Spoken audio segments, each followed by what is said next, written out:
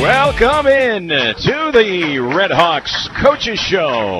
We are at Wings Etc. in Cape Girardeau, and if you are wanting to come to the show today, we're not at the restaurant. We're just around the corner in their new banquet room, and this thing is very nice. We've got a really good crowd, and we'll be talking Redhawks football with Coach Tom Tukowitz. Mitchell Sellers is here. What a game he had. 3 touchdowns for Mitchell Sellers in the fourth quarter and overtime.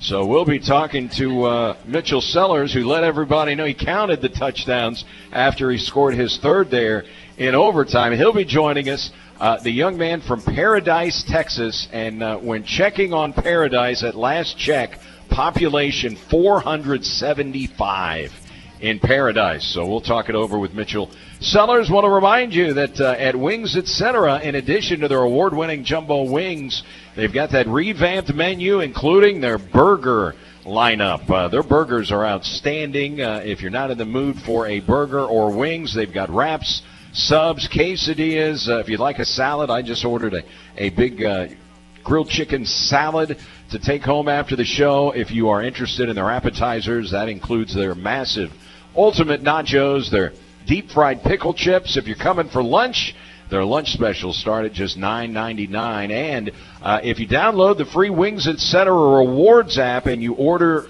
through that app, you get additional savings, especially if you'd like to have it delivered. They work with DoorDash, and if you order through the Wings Etc. Rewards app, you get special pricing, and you earn points on all of your purchases. It's Wings Etc., home of the Coaches Show. Good food, great times. The Redhawks head coach, Tom Tukowitz, thinking about great times.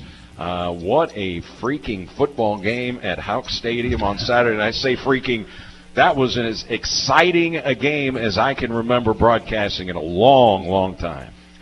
Man, it was just entertaining. I'm so glad we're in a bye. I asked you this when I talked to you after the football game on the radio. I want to ask you again, where we've maybe got more people tuning in to hear your answer. If I told you before the game started you were going to run for negative 10 yards and you would throw the football 63 times, did you win or lose the game? Right, I would have definitely thought we'd have lost, and that there was a new head coach all of a sudden at SEMO. That is not how I would choose to do it. And that's the thing about coaching, is you don't really get to decide. You know, there's all these variables, and you got to put your players in the best position to win. They're good run defense, but they also mentality, schematically kind of loaded it up, and they basically said, hey, you're going to have to throw it. And, thankful we were able to do it and had just an amazing day in the air. And it takes a lot to throw it, too. It's not just Paxton. It's not just good wideouts. It's all of us. And for the most part, he had time to throw, man. The pass protection was good. There were 3 sacks in the football game, but he was not running for his life a lot of times. He had time to settle in the pocket and make his throws. Yeah, I mean, when you throw out that many threes, about what you're going to get no matter what. And so I think O-line-wise did a nice job. People don't realize we kind of got banged up at New Mexico State, so we lost our right tackle, and that was a concern. But, Yogi did a great job come in and did his job, and for the most part it was a really solid pocket. Did you have 2 holding penalties? I mean, when you throw the ball 63 times, the chances for something to go wrong on that offensive line, especially holding. I thought you were fairly clean as far as your offensive line goes for 63 pass attempts. Yeah, and one of the holds was I think a bad call. So, I mean, there was no flagrant holding. And that's been a problem in the past, so that's nice that we've learned our lessons there a little bit. So, Hero Sports, who, is a national publication, and they follow FCS football very closely. They came out with their top 25 today, and you are 17 in the Hero Sports poll. Stats Perform is a national poll that is widely recognized, and you are 26th in that poll. You're the first team outside the top 25 receiving votes. So nationally, people kind of were aware of what you pulled off at Houck Stadium on Saturday. Yeah, I think our league doesn't get a lot of respect. I find it hard to believe that UT Martin didn't start the season preseason ranked. I agree. But that considering who they've got back, they've got a ton of guys back. I mean, they were preseason ranked to number one in our conference. They had everybody back, and for whatever reason nationally. But that's how you do it. You earn your respect. If you're complaining about not being ranked, like, people respect when you go beat teams. Like, at the end of the day, you got to beat all these teams, and we certainly with a quality opponent like SIU, everything's in front of us. We just got to beat people. And you could kind of see it coming in terms of the respect or lack of respect for the OVC. The last 2 years, UT Martin has won the league, and they haven't gotten an at-large bid either time. They were just they released the top 4 just out, and they've been in that top 4 the last couple of years. So, it's kind of been a little bit of a trend, although in 22, had they won the coin toss, you were going no matter what. I mean, and that's because we had some good non-conference quality wins. That's what you got to be able to do. You got to go beat those outside opponents. So, but our schedule's a little hairy too. Like, I don't think, we go 2-2 and we slip up and tie for the conference, you're concerned. It's just the way it is with the playoffs, but the best way to not worry about it is just beat your opponent, and if you don't, then you really can't complain. You should have handled it on the field. So your opening drive of the football game, you go right down, or it wasn't your opening drive, but your first scoring drive came with just over 4.5 minutes to play in the first quarter. You go 36 yards at a short field. Tristan Smith with a touchdown. He was the first guy to score for you in the football game. Tristan Smith, really highly touted wideout. You were excited about him, I know, to start the year. He was injured and did not play in the first 2 games, so we hadn't seen Tristan Smith. And, man, did he make an impact in this football game. He finished, I believe, with 6 catches in the game, 7 catches for 40 yards, and that touchdown got banged up at the end of the game, and I don't think we saw him in the fourth quarter. But talk about Tristan Smith, another weapon for Paxton DeLorean. Yeah, we're just so happy that he got to play. He's put some good film together in the spring and summer, and so when he got hurt, that was certainly disappointing. But love to see him go out there and catch a strong, he was really strong at reception point. He was able to get his first touchdown as a Red Hawk, and we think he could be really good. It's just he's not there yet. He's fundamentally not as good as he could be, and we got to just do a lot of work. So I hope he wants to be great, and I hope that he will do what it takes to be great, because if he does, man, he's going to be outstanding, because he has all the tools. He just, you gotta develop your craft. He's still a puppy that way. So the top 3 quarterbacks going into the season in the OVC are Paxton DeLorean, Kincaid Dent of UT Martin, and Pierce Holly of Eastern Illinois. And not coincidentally, those are the top 3 teams in the preseason poll, who everybody predicted would be the strongest teams. I don't think there's very little doubt left, if there was any, who the best quarterback in the league is after that performance by Paxton DeLorean. And you can make a solid argument he's one of the best FCS quarterbacks in the country and could be playing for a lot of FBS squads. We were talking this morning on the radio. You think New Mexico State wouldn't love to have Paxton DeLorean under center? No, and absolutely, and we know he's that talented. But at the end of the day, his leadership and his ability to get us a championship is what all quarterbacks are ultimately judged by, right or wrong. Same with the head coach, At the end of the day, he's got to continue to lead us well and prepare us well and make those plays for his teammates, like he's been doing. So in the first half and then early in the third quarter, really, UT Martin's offense was really hitting on all cylinders. And they were able to do pretty much whatever they wanted to do for a long stretch in that game. What adjustments did you make defensively? Because I know they went more run-heavy in the fourth quarter, but all of a sudden, man, your defense was locked down. Yeah, I think it goes back to leadership. It was the same calls. You know, I think we didn't play well early, and it feels like we were just it got emotionally hijacked a little bit. We want to make a play, and we're going to go do something, so we started doing other people's jobs. And those backs were good enough. If you weren't in a gap, they were going to find it. And so I just think we kind of settled down. The leadership on the sideline did a good job of just calming everybody down, kept coaching, kept just kind of playing there. And then the fourth quarter, I mean, it was a switch. I mean, I don't think once they went up 2 scores, I don't think they got another first down after that. But that was why I was just disappointed how we played. We're better than that in the first 3 quarters.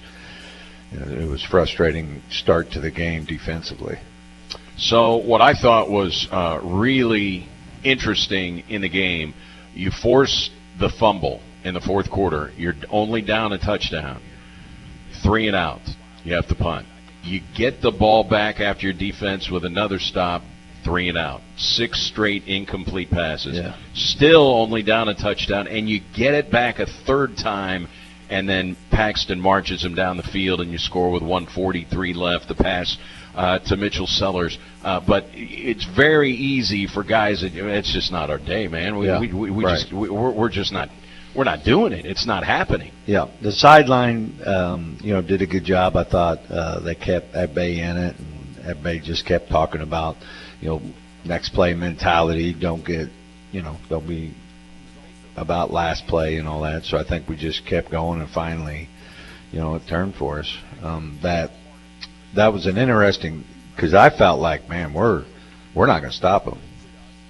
That's one of the reasons I called for the onside. I'm like, we're going to have to steal a possession to be able to win this football game. I think you surprised them. The ball just didn't go 10 yards, right? Yeah, I mean, yeah. I don't even know they went and reviewed something. Just because he touched it before 10, it's got to go 10 to be legal. And so schematically the play was there. We just didn't execute it. But that was a tough call, and it didn't work out, so I shouldn't have called it.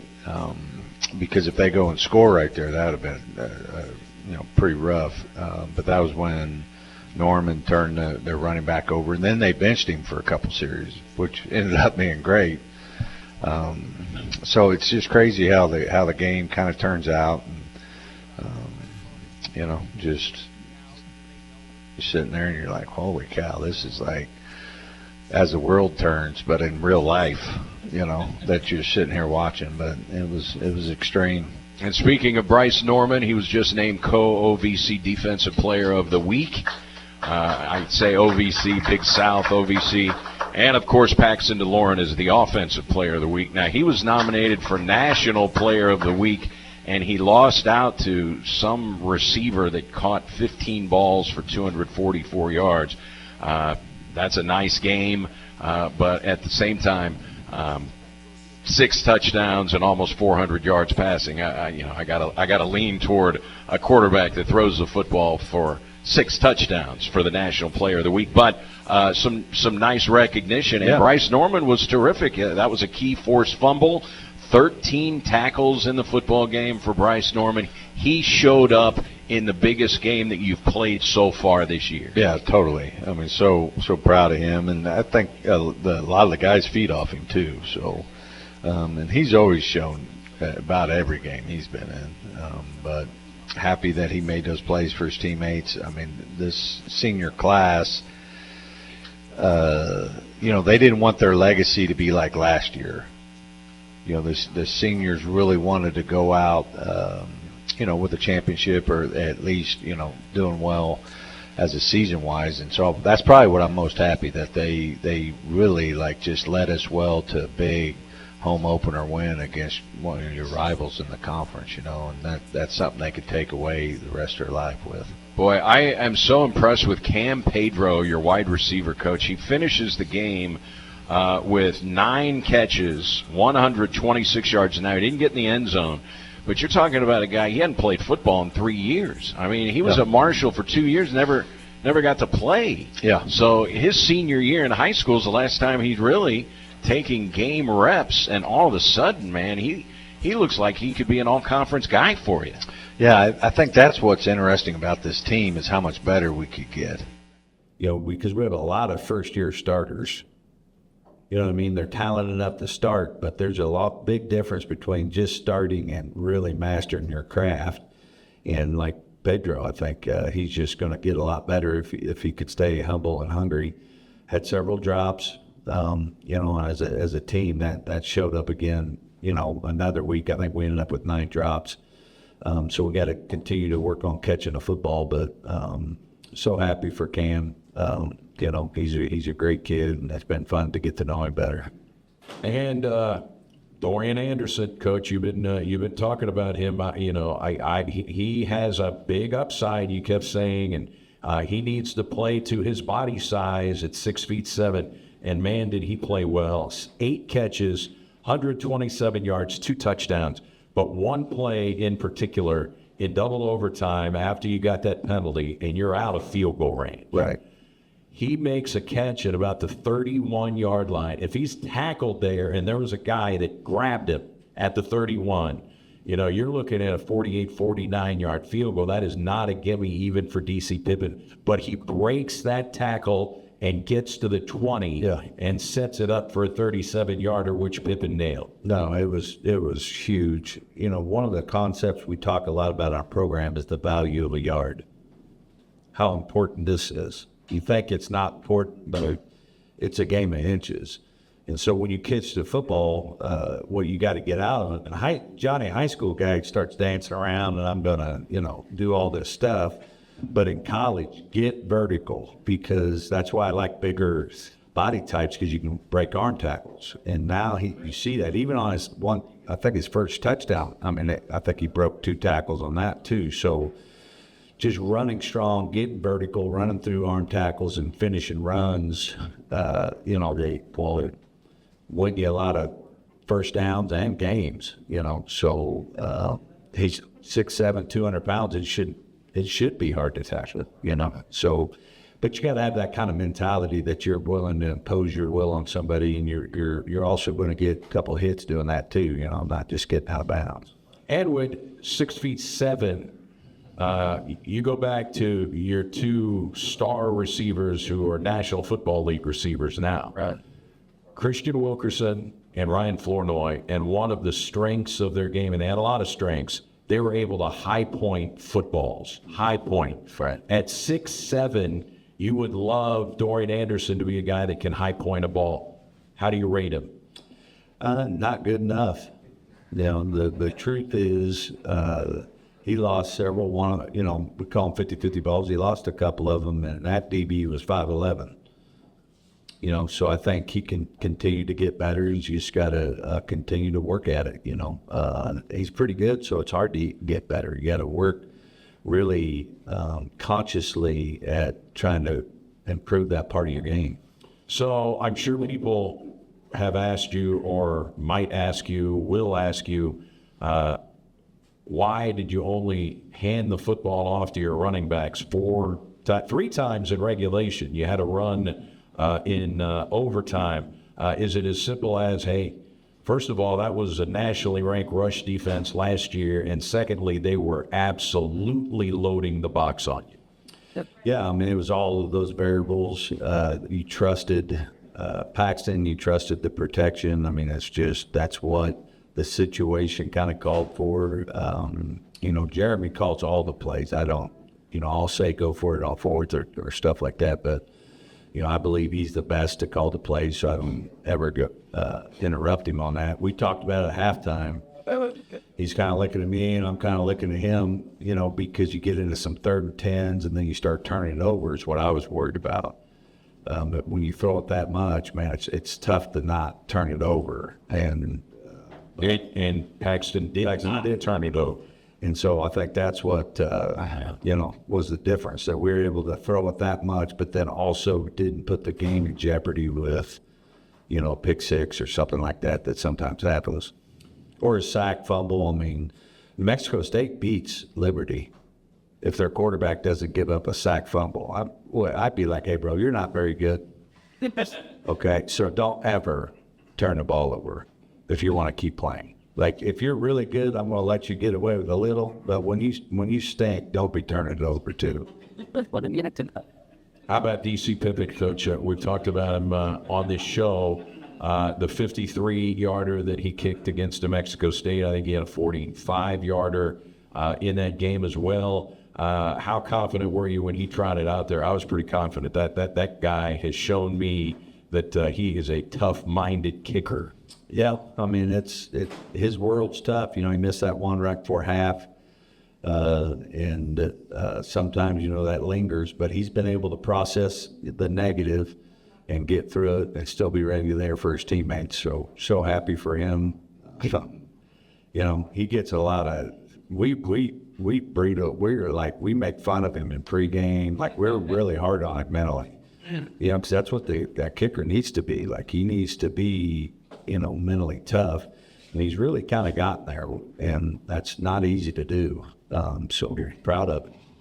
Their kicker is a freshman, and just watching him kick PATs, I mean, they were wobbly kicks, and I had zero confidence he was going to kick that ball through in overtime. Yeah. I mean, when he was coming out, when you're scouting, when you're watching stuff, I mean, do you see, hey, kicker is not their most, is not going to be one of their strengths? Yeah, we didn't know a lot about him. He was 2 for 2 for K-State. Short ones, yeah. You know, but still in that environment, and you're a freshman, you know, and then, you know, you say special teams are really, really important. Sometimes kids don't understand it, but, you know, that was the difference in the game. And you did have one good kick return from Epton. It got called back. But once again, Epton, who has already had a 53-yard kick return, and get many opportunities because we're seeing a lot of touchbacks. But once again, Epton showing you he potentially, down the line in a game, he could be a decisive factor returning kicks. Yeah, you know, and I think just his special teams' ability to make a play. It was a shame that we had a stupid penalty that was, you know, didn't need to have. And so disappointed there. And just an update on Brandon. He was in a car wreck and ended up breaking his wrist. So he's going to be out for a little bit. When did this happen? Happened this weekend. Oh. So, who's your number 3 guy? Whoever practices best. Okay. And we got plenty. They, you know, an opportunity, you know. You didn't even know about Peyton Brown until all of a sudden they got the opportunity. You know, there's several guys in there that can make the lineup. So we'll just see how it goes. All right. So in looking at the way that Paxton DeLauren led the team, are there times where he can make a call on the field? The play comes in, he sees something defensively where he will change the play. How often does that happen with DeLauren? Most of the is during the play. Okay. We give him a lot of freeway. I don't know, do you remember the timeout in overtime? Yes. So we called the play, and he didn't like it, and he banged a timeout. That's why he called the timeout. That's why he didn't like the play, and that's not, you know, I don't want to make a living with him going,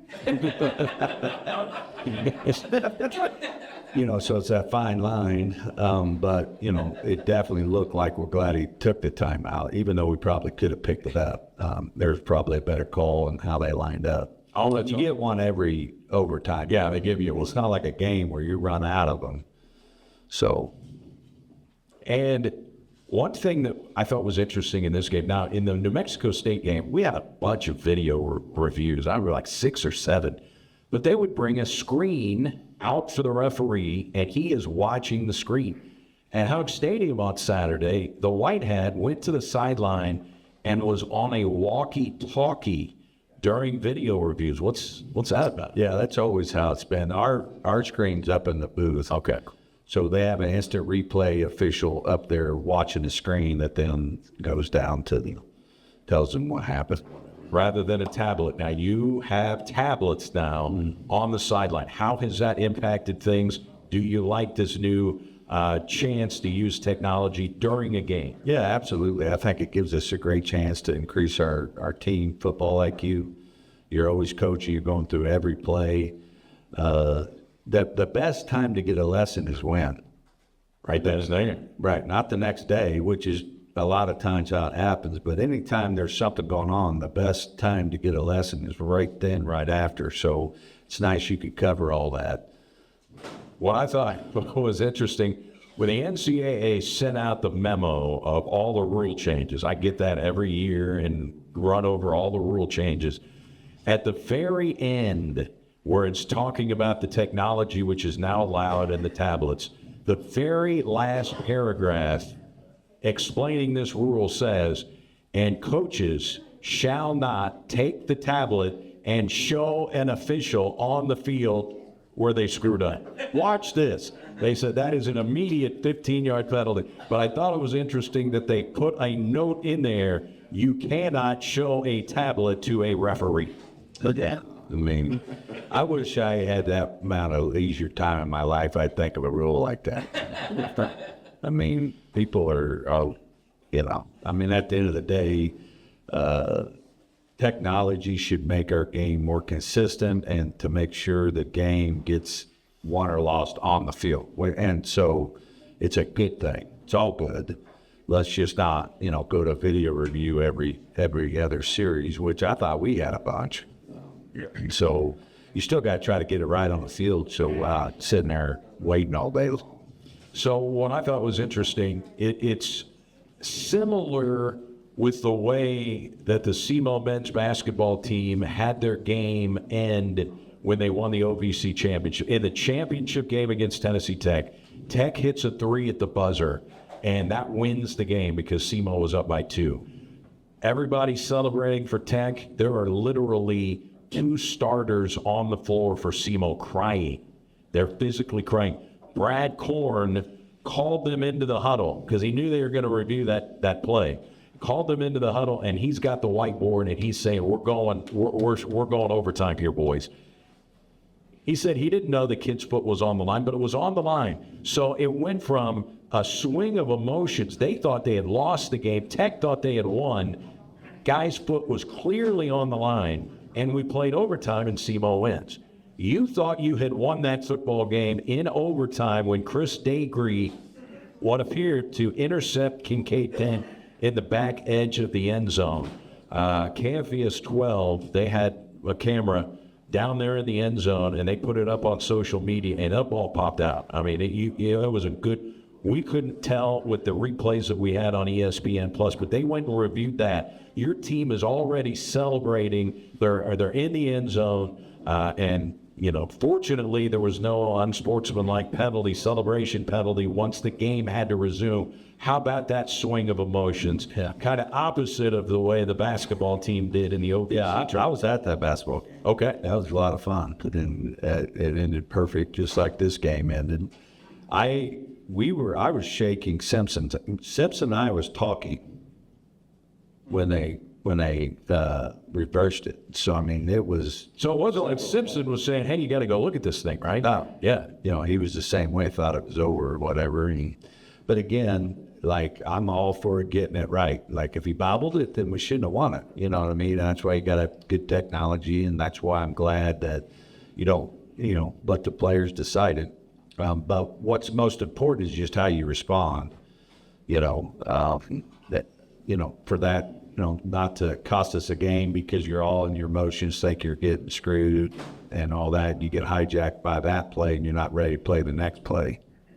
So the swing of emotions right there, I mean, because everybody thought you had won the game. Did you at any point think, are we going to get a celebration penalty? This game's not over now. No, I mean, I think they make it. Common sense comes into play. Like, everybody thought it was over. Hell, we're getting all the end zone donors off the field. I mean, yeah. Right. So, I mean, it was, it was a long time before they called it. You know what I mean? So I think they were going to let it go, but it was. Well, I just pulled the video up for you and kind of showed you. Could you tell? Could you tell from the sideline? It just looked like he picked it. Yep. And he's got to pick it. So we, again, we got to catch the football in that type of moment. It was a ball he could have caught. All right. I want to talk about Tennessee whiskey. I know you don't, that's not your big topic of conversation, talking punters and kickers. But this kid, there were a couple of times he punted from his goal line. I'm sure you didn't want to punt 8 times in the game, but he did. A couple of times from his own goal line. He averaged 40 yards per punt. They did not hardly return anything in the game, and he killed 4 punts inside the 20-yard line on Saturday. Yeah, he had 3 inside the 10. And so that was, we really worked Pooch's hard this week because we knew it was going to be a field position game, and that's the one big play he can make for his teammates. If you could pin that offense, he had 1 on the 2. So skipped right out of bounds. Yeah. So those are very, very critical situations. As you saw against New Mexico State, I thought that flipped the momentum of the game when they killed that punt at the 1-yard line. And so I don't think he hit. Early on, I thought he hit some bad balls, but then late in the fourth, when we really need him, he hit a couple 45ers, 47s in there that because they were just fair catching it anyway, and was a huge piece of the game. I mean, it was everybody, right? It was just a total team win. It was if we're on the road, we lose that, right? We're at home, and we had great crowds. And I know you probably weren't there, but there were some long lines. We started doing this metal detector thing, which it comes down from up top down. We're trying to execute it. So just so fans know, home game 2.0 will be much better than 1.0 with that situation. We're on it. We'll do a better job, and you won't have those kind of weights, hopefully.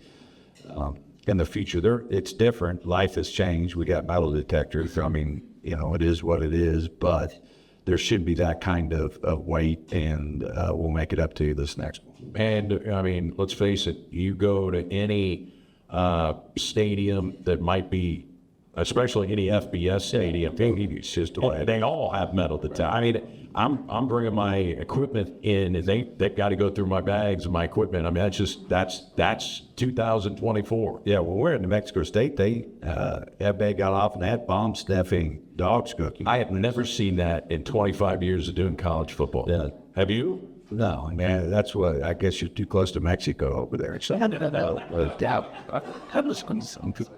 Immediately, I thought they're playing mind games. They're trying to rattle you before everybody had to get off the bus, and they brought the dog to all 3 buses. They want to go blow ourselves up or what? So, the message to your team after you win that football game, and you have a rule after a game, especially a game that you win, it's a 24-hour deal. You can celebrate for 24 hours. What was the message to your team, and you modified that rule after that game? Well, I'm wondering how you know that. I must have a leak somewhere in my, or you got me mic'd. But, yeah, we said, hey, we get 48 hours to enjoy this one. And like I said when I started this, I'm glad we got a bye. Emotionally, physically, our team needs a little breather here. But go enjoy it. Winning's hard. We lost a lot of those games last year. You were 3-4 in 1-score games last year. Yeah. So, great finish to the ball game. Loved how we competed. We didn't finish at New Mexico State. We finished at Houck, and that's important. How we play at home is important. Just like if I went to your home, I would leave there with an impression, right? UT Martin came to our house and they left with an impression. Like, first of all, our student section was getting it all.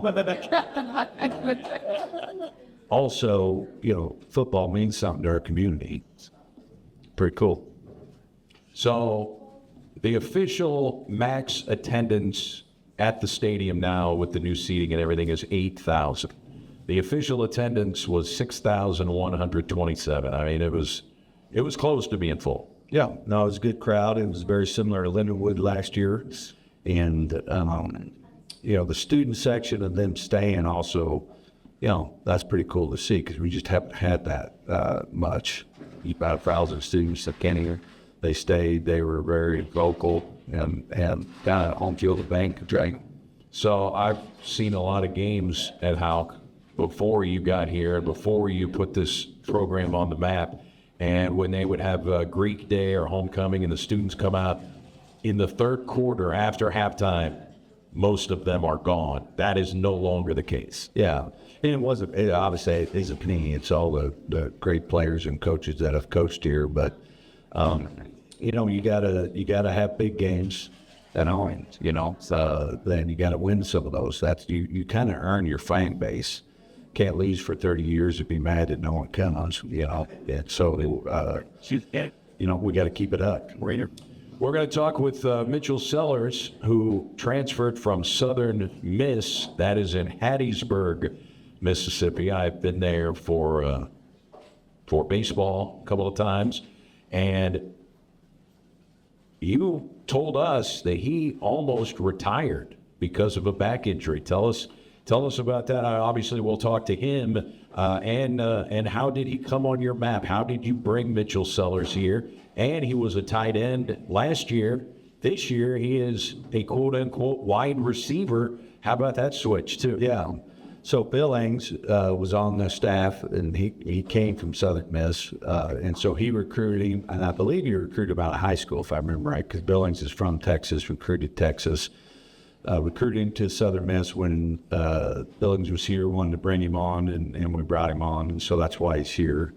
Played tight end, ended up with a back injury, so he didn't finish last season because of the injury.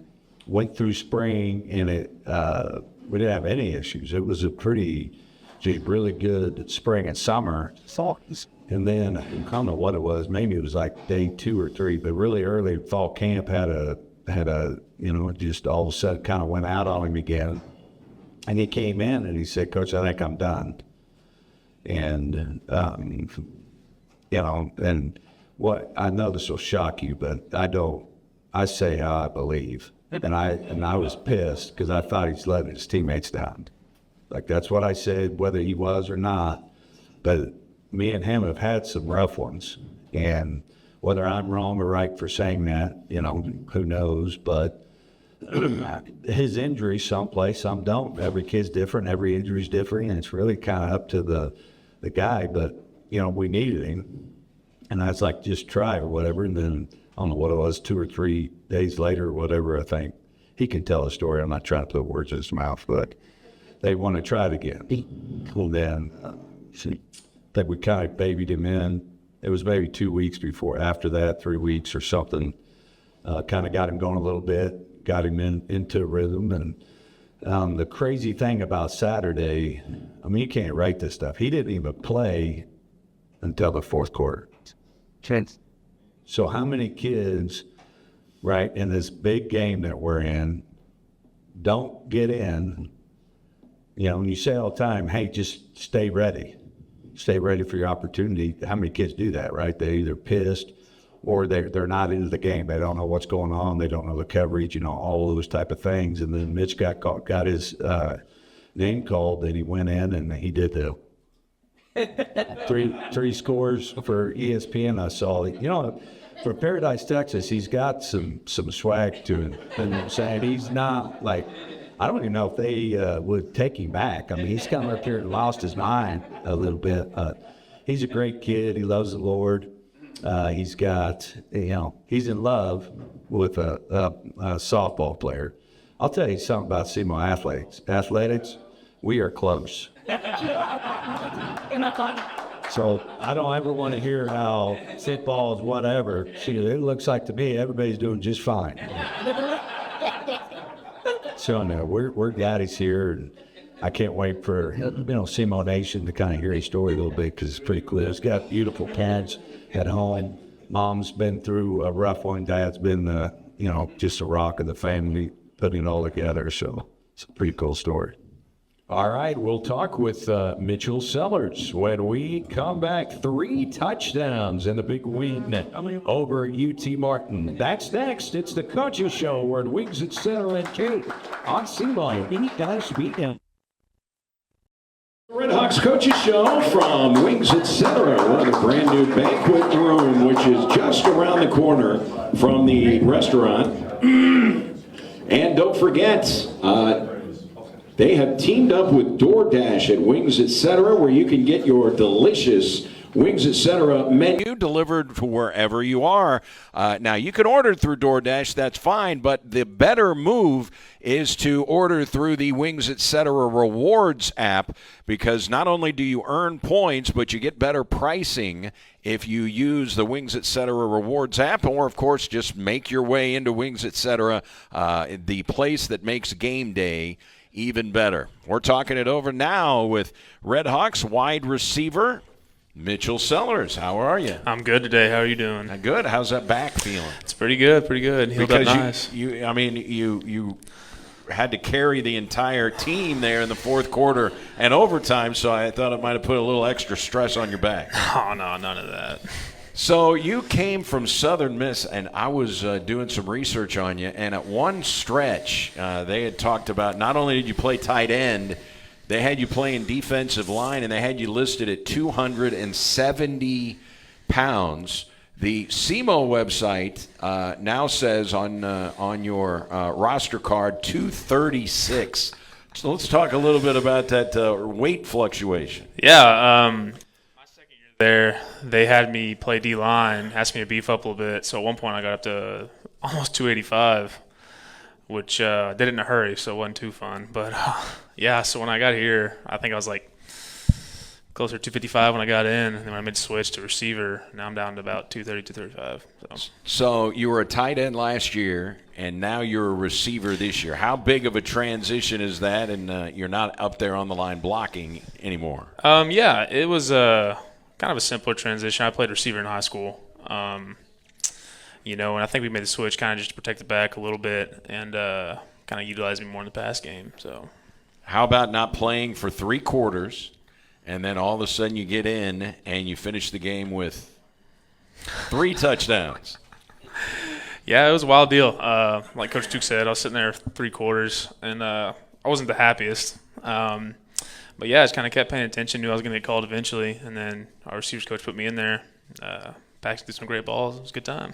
How is it playing with DeLaurent? Because this is a guy who is on the NFL's radar now. Whether he's in a camp next year, I'd be shocked if he wasn't. But he is certainly on the NFL's radar. That's a high level guy throwing you the football. Yeah, exactly. I was saying this over the weekend. If Paxton's not back there throwing those balls, I'm not catching him. He put him in perfect spot. It was me or no one else was getting them, and thankfully I grabbed them. Especially that one you caught in the left corner of the end zone. How good of a throw was that? And you had a defender draped all over you. Yeah, I didn't have to do anything. I just looked up. That ball was right there in my lap. So, like I said, it's good to have him back there. Paradise, Texas. The old saying is everything's bigger in Texas. So it sounds like it's a big city, Paradise, Texas. And when I looked it up, 475, the population in Paradise. Talk a little bit about your hometown and growing up there. Yeah, it's definitely a drive-through town. We actually have a stoplight that's pretty cool. That's the main attraction of the town. But it was great. Small town. Is it a full stoplight or is it just a flash? Oh, no. It turned red, too. It was pretty neat. Right. So, yeah, but I graduated with 70-ish people in my class. Knew every one of them, knew most of their families. It was pretty cool, tight-knit community. Friday night game nights, the whole town, the main street would shut down and, gone to game signs up on the windows and stuff, and everyone came to support. So it's pretty neat. So nobody really needed the flashing light. Yeah, right. Yeah. All right, so Paradise, what was the high school? The mascot? Oh, it's Paradise. Yeah, what's your mascot? Paradise Panthers. The Panthers. Mm-hmm. All right. What was your crowning moment when you were a high school football player? I'd say my senior year, we played a game. I'm trying to think. That was a long time ago. One of the first few games of the season, I remember my quarterback, my best friend, he'll be the best man at my wedding. Him and I are fighting on the field. And we're just, it was just kind of like that brother relationship. Like, I'm telling him to throw me the ball. He's like, I'm trying, whatever. And so I remember, we almost, fist fought. And the very next play, he threw me a touchdown. Didn't even come over to celebrate with me. He just ran off to the sideline. I didn't speak to him. And then it was just great. It was a wild time to win the game. Yeah, it's Just a funny story. Who's your biggest rival at Paradise? The town over is called Boyd, Texas. Big town, as you can guess. They beat us in almost everything. We beat them in football a couple of times. We traded back and forth in baseball. But yeah, we didn't like Boyd. They didn't like us. It was kind of fun. Now your mom was here. My mom Saturday? and dad came up. Yes, sir. All right. Tell us about that. And that had to be a gamut of emotions. Man, I really wish he would have gotten to play today. Oh wait, honey, he's on the field, and then you're in the end zone 3 times. Yeah. So fun fact, I knew where they were sitting. I'd glanced up there a few times. Come third quarter, they moved on there with Joe. So I'm like, all right, jerks. Thought they left. Then I caught the first touchdown. I was like, I can't wait to rub this one in. Second touchdown, I was like, oh, that's really going to be funny. And the third one, I didn't know they were there until after the game. Then my dad came on the field. I was like, oh, hey, I see you. But, yeah, no, it was great. Good to see them after.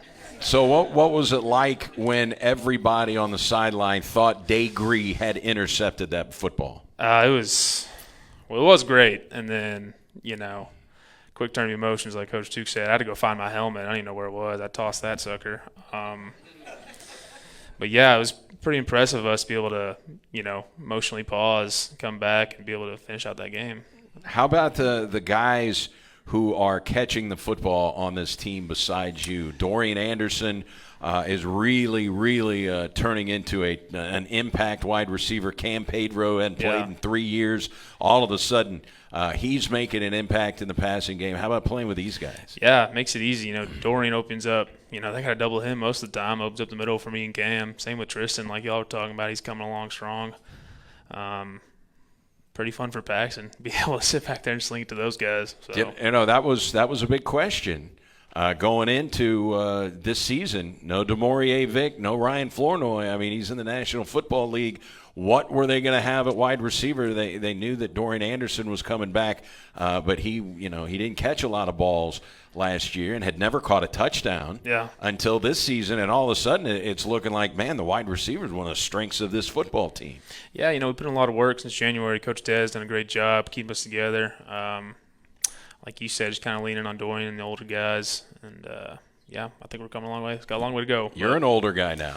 I'm an older guy, yes, sir. All right. Well, tell us about that back injury and the fact that you actually went into Coach Tuke's office and said, I think I may have to hang him up. Yeah, that was not a fun conversation, like he said. I heard it last year, into my year early. Spring, early summer went great. Kind of tweaked it a few times over the summer. A couple days before fall camp, it happened during a walkthrough drill. Which kind of got me thinking. I was like, geez, So whatever all those emotions went in there, I told him, I was like, yeah, I might need to be done. Think about life after football, I guess.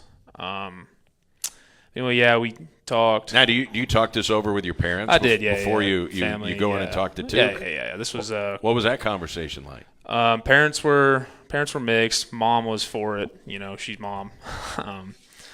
Dad kind of on the fence with it, 50-50. He wanted me to, take care of my body, but also, it's not easy, right? Especially right before season. You got 8 months of working your butt off, then you get right before camp, and it's like, geez. So, I talked to them. Then went in there, Coach Tuke. We kind of hashed it out, heart to heart. And then a few days later, I came back in. I was like, man, I got to go. I got to try again. So, like he said, babied me back into it. Took a little bit. We're still kind of figuring stuff out, but it feels pretty good. So, for people who have never had a back injury, it is debilitating. I mean, it's hard to sit in a chair, right? Yeah. I get called Paw on the team, but it feels it's not fun. Just kind of every little movement. But like I said, I've been feeling pretty good, so thank God for that. Well, you just tell them you can call me Paw as many times as you would like. Yeah, right. Keep catching touchdowns. So, do you like this transition to wide receiver from tight end? Yes, sir. I've never been just Danny Joyner on our team, right? Yeah. Yeah. He's what you want to block a tight end. I've never been that. I've tried, so I think that was just part of it too. Is like quit trying to make me something I'm not. Let's just lean into what I'm pretty good at it. So like I said, I love it. I still got a long way to go. Still working out some little stuff, but it's been fun so far. Is there ever a play where Danny Joyner is not in motion? No. He's in motion every play. Danny's a little dog out there. Never tell him his face. I'm a little scared of him sometimes. He got that eye black on. He starts growling at people almost. So, no, but it's awesome to have him on your team. So, he got flagged in overtime for that 15-yard penalty. What I thought was interesting, on the very next play, Paxton threw him the football. Yeah, exactly. It just shows, you got to let it go pretty quick. You got 25 seconds on play clock to move on to the next play. So he did a great job. So what was your mindset going into that football game? Because, obviously you were here last year. You did not have Paxton when you played UT Martin. But that is the biggest rival that SEMO has in the OVC. How big did everybody think this game was going into play? Yeah, we knew it was, it was us and them, and I think we did a great job handling it. It went back and forth. We knew it was going to be close. Fourth quarter, we played some balanced football. Defense helped us out, like y'all were talking about. When we came down to it, we came together and got it done. So we've seen you over at baseball games at Capitol. Did you play baseball growing up? I did, yes, sir. You a baseball guy? I am. Southern Miss has been pretty good in baseball. Like I said, I have been to Hattiesburg with the baseball team. Yeah. One of my coolest experiences, they hosted Ole Miss at a super regional, and we sold out the baseball stadium. Ended up winning, rushing the field. Football team got in trouble for rushing the field, but it was one of the most electric atmospheres I've been a part of. All right. Did you watch the baseball game from the party deck? I did, yeah. Yes, now, is there a better seat in the house than the party deck? That was a pretty good spot up there, yeah. All right, so you got a week off, and then it is SIU, yes, and there's a lot of history with Coach Tuke. He had a lot of success when he was an assistant coach at SIU. The wheel will be on the line. Does everybody understand how big this game is for especially for Coach Tuke? Yeah, we understand. What happened last year, it still hurts. If you watch that game, we watch that game every year, the SIU game, and watching it, you just get sick to your stomach. So yeah, I think everyone's pretty riled up about it. Since Tuke has been here, when SEMO has beaten SIU, they've gone to the playoffs. Yeah, we understand it's an important game. So I think they moved up to number 9 in the stats performance poll. So you get a week off. Is this a good time to have a week off? Coach seems to think so because of the emotional drain that Saturday was. Yeah, yes, sir. I think it's a great little point. Like he said, just kind of get back to ourselves, get back in the moment, get focused on next week. How about a road trip where it's not going to be hour after hour after hour? It's 45 minutes to Carbondale. I'll be excited to not get back at 4 a.m. in the morning. So great to talk to you. Yes, Paradise, Texas, and everybody knows who the Sellers are, I got to think. I bet you got a pretty big rooting section in Paradise. They used to be Eagles fans, and now they're Redhawk fans. They're right? Redhawks fan, yes, sir. Got a few text messages on the phone after, so that was good to see. All right. Well, Coach Tuke said you got a girlfriend, but you're talking about best man at your wedding, so it sounds like it's a little more serious than girlfriend. Oh, no, nothing that serious, or nothing. No ring yet, but no, she's awesome. She's amazing. She's helped me in a lot of ways become the man I am today. So, all right, won't get too gushy on you. But so not only are you at baseball games, clearly you're at softball games. Yeah, big softball. All right, hey, best of luck the rest of the season. Stay healthy. Keep that back healthy. Thank you. That's Mitchell Sellers. One more thought with Coach Tuke when we come back. Redhawks Coaches Show from Wings on SEMO ESPN. Segment here with Coach Tom Matukowicz at the Redhawks Coaches Show, Wings, etc. It's a bye week. How different are things going to be? What are you going to do this week? How's it shake out on this bye week? And this is the first of 2 bye weeks. Yeah, I got 2 bye weeks. It's early, and so it is a different situation. And to be honest, I'm still trying to figure out. The plan was going to be to put the game to bed today, so we meet as a team at 4. Normally we practice on Monday. Was going to not practice, give him Tuesday off, and then practice Wednesday, Thursday, and then give him Friday, Saturday, Sunday off. Wednesday and Thursday was probably going to be an SIU practice, but I didn't like how we played, and so I think we're probably going to stay on just SEMO this week. I think there's some things that we got to get a lot better at. And so we're going to just kind of keep the focus on us. The best chance to play well is to be fundamentally sound, get lined up. All right, it'll be the Redhawks and the Salukis, and I know that stat that I mentioned. The last few years, whenever you beat SIU, you go to the playoffs. I'm sure you are well aware of the implications of this game. Yeah, and it has nothing to do with me. Me being at SIU, stop saying that. Okay. Stop saying I'm going to spill that water on you next week if you say that one more time. This is about SEMO and SIU and why it's a good rivalry, because both programs have been in the playoffs and we're good football teams now, and hopefully both regions get behind the game, and they traveled well, a year ago. Hopefully our fans will travel well over to Carbondale. I remember when we beat them in 2010. The 2010 team was honored. On Saturday, the SEMO, they stuck them way up in the top corner of the stadium. Yeah, that was a huge win. Yeah, and that propelled them that particular year, and even in 2010 when they beat SIU, they ended up going to the playoffs. Did you get a chance to interact with any of the 2010 or Coach Samuel? No, we had it was one of the best things done. Give Brady and Nate credit for that, but they invited the team back. We had a ceremony Friday night at the stadium. Coach Sam was there. A lot. I don't know how many players, but a bunch of them came back. And you can always tell great teams because 15 years later, there's still that relationship. It's like they never left. They had a great time. Coach Sam was, that was the first time we met. I had talked to him before, but I've never met him. And he follows SEMO, and he's thankful to be part of our history.